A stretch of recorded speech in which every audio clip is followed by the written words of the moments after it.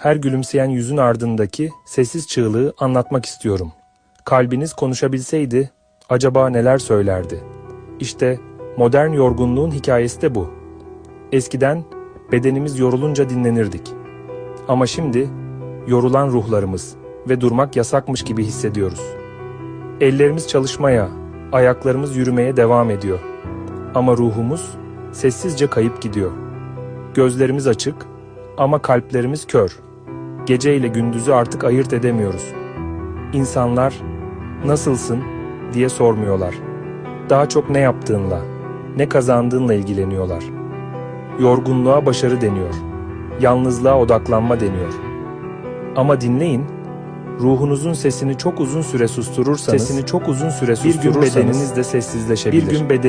Gerçekten önemli olan yerde, dinlenmeyi unutmayın. Ruhunuzda dinlenmeyi unutmayın.